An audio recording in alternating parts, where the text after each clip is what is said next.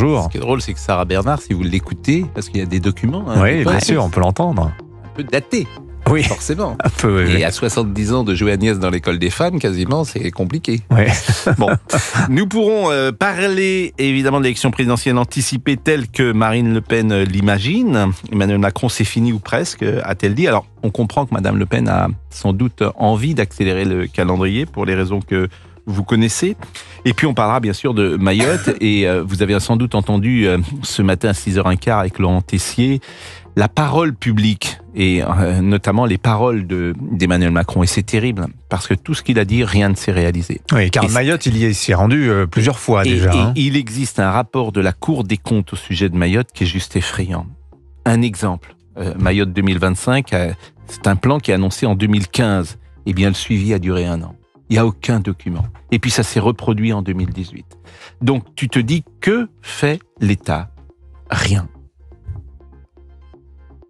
On reste là-dessus, Pascal. Qu'est-ce que vous voulez que je dise? Ah non, mais c'est Rien.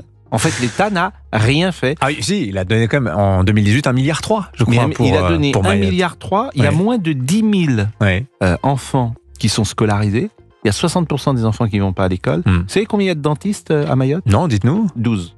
Ah oui, ça fait pas beaucoup 12 pour une dentistes, population de plus de 300 000 habitants. Ouais. Quand vous dites 300 000, c'est un chiffre Ouais. qui est sans doute Officiellement, minoré, Ouais. puisque vous avez une population comorienne. Vous avez une personne sur 2 qui ne parle pas français à Mayotte.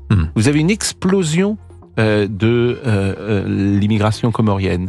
C'est une population qui a multiplié par 12 En l'espace de 50 ans, je crois. Ouais. exactement, en quelques années. C'est une catastrophe nationale, Mayotte. Oui, oui, et c'est vrai. Et Bruno Retailleau disait lundi que pour redresser Mayotte, il allait falloir aborder la question Mais c'est impossible. migratoire. Mais c'est très la compliqué. vérité, c'est que la vérité, personne n'ose le dire, mais c'est impossible.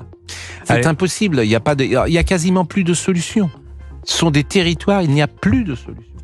Mayotte, la présidentielle anticipée telle que voulue par Jean-Luc Mélenchon et envisagée par Marine Le Pen. Elle dit s'y préparer par précaution dans le journal ce matin. Eh bien, ce sera de 11h à 13h avec Pascal.